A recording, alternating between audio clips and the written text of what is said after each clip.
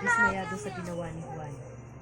Hindi niya akalaing magagawa ito ng kanyang anak, lalo na't alam niyang mabuti ang intensyon ni Juan. Ngunit labis ang kanyang pagkabahala sa maaaring mangyari kapag hindi iniisip ang mga kilos.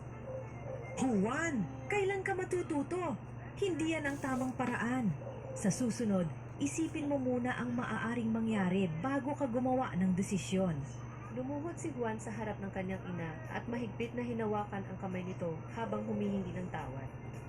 Namumuo ang mga luha sa kanyang mga mata, tanda ng matinding pagsisisi at bigat ng kanyang damdamin.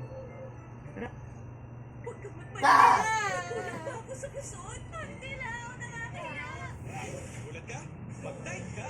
Meron mang paninilaw, sa Tide, aguslinis, patikwelyo at kilikili. Ang puti! Tide, aguslinis, laban sa paninilaw.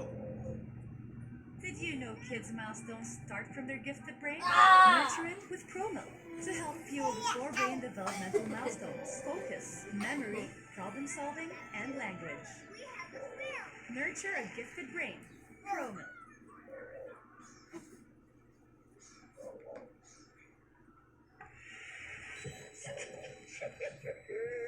Tumalon, power play.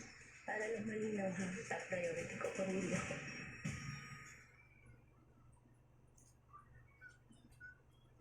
Ramdam ng kanyang ina ang taos pusong paghingi niya ng kapatawaran at ang hangaring maitama ang pagkakamali. Sa katahimikan ng kanilang tahanan, nagtagpo ang kanilang mga damdamin, puno ng lungkot, pag-asa at pagmamahalan. Pasensya na po, Nay. Hindi ko po sinasadya. Gusto ko lang pong makatulong. Hindi ko na po uulitin. Nagbigay ng payo ang kanyang ina tungkol sa sipag at tiyaga. Maingat siyang umupo sa tabi ni Juan at ipinaliwanag ang halaga ng pagsusumikap sa buhay. Sa kanyang tinig ay naroon ang pag-aalala at pagmamahal. Nais niyang matutunan ni Juan ang tunay na kahulugan ng tagumpay.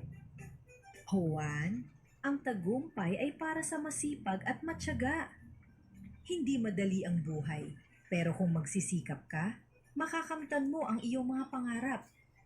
Tandaan mo, anak, walang kapalit ang tiyaga at sipag.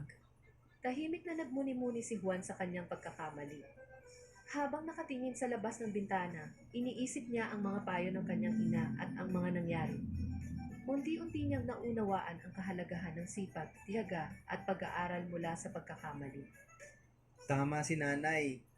Dapat pala akong magsikap. Hindi sapat ang umasa lang. Kailangan ko rin kumilos at matuto. Taglay na ni Juan ang bagong determinasyon na hindi na ulitin ang kanyang pagkakamali. Sa kanyang mga mata ay nabanahan ang pag-asa at matibay na pangakong magbabago na siya. Buong puso niyang tinanggap na ang bawat pagkakamali ay isang aral at ngayon ay handa na siyang magsikap para sa kanyang kinabukasan. Hindi na po ako